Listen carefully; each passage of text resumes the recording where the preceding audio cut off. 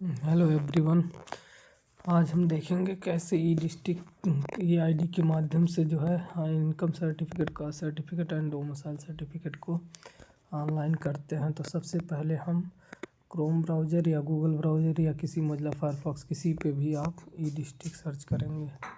ई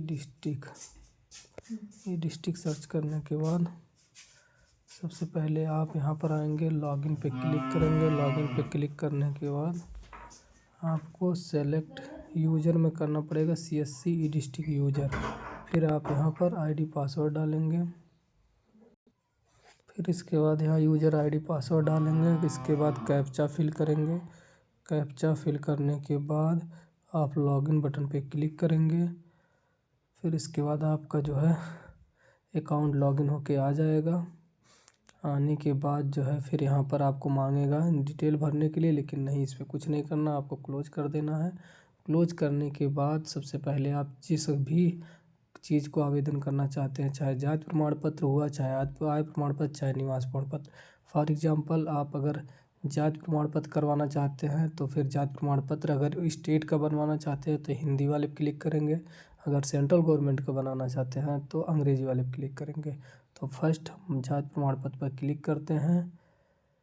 click करने के बाद आपका टैब खुल के आ जाएगा। यहाँ पर एप्लीकेशन फॉर्म, फिर यहाँ पर आप जो है अपना आधार नंबर डाल दीजिए उस कस्टमर का जिसका भी आवेदन करना चाहते हैं, या खुद का 50 मान लीजिए। फॉर एग्जांपल मैं अपना आधार नंबर डालने के बाद फिर आप यहाँ पर एक कैप्चा शो करेगा। कैप्चा शो को फिर जो है आप कैप्चा को फिल करिए। कैप्चा को फिल करने के बाद ये एग्री बटन पे क्लिक करिए यहाँ चेक बॉक्स पे। फिर इसके बाद सबमिट कर दीजिए। सबमिट करने के बाद एक OTP आएगा, उस OTP को इसमें भर दीजिए। मान लीजिए आपका OTP आ गया। OTP आने के बाद आप सबमिट करेंगे। सबमिट बटन पे क्लिक करते हैं। फिर ये आपका पूरा पेज खुल के आ जाएगा। इस पेज में अब आप पिताजी का नाम, यहाँ पर अपने पिताजी का नाम आप लिख दीजिए जो भी है। फिर इसके बाद यहाँ पर आप अपने माताजी का नाम लिख दीजिए। फिर आप यहाँ पर अपना एड्रेस, मकान नंबर अगर है तो ठीक है, नहीं तो आप 0 लिख के छोड़ सकते हैं।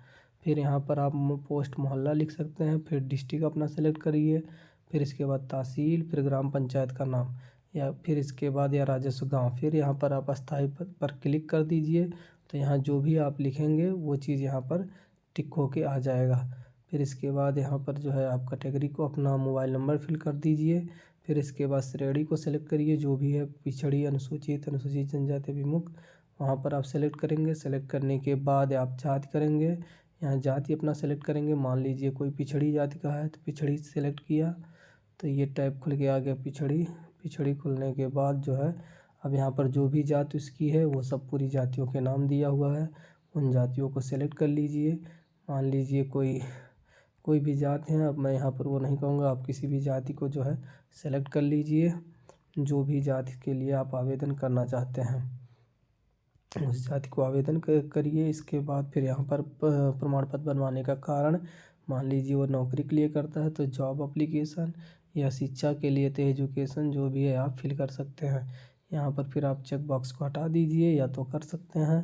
फिर यहाँ पर आप अगर आप चेक बॉक्स को हटा देंगे तो आपको पुराना डिटेल नहीं भरना पड़ेगा, नहीं तो पुरानी डिटेल भी भरनी पड़ेगी। फिर यहाँ पर आप संलग्न करिए, फ़ोटो है, घोषणा पत्र। फिर ये जो करने के बाद लास्ट में आधार कार्ड अपलोड कर दीजिए और कैप्चा फिल करके फिर आप सबमिट कर दीजिए। ये आपका जो है फॉर्म सबमिट हो जाएगा। अब अगले वीडियो में बताते हैं कैसे आपको जो है पेमेंट कर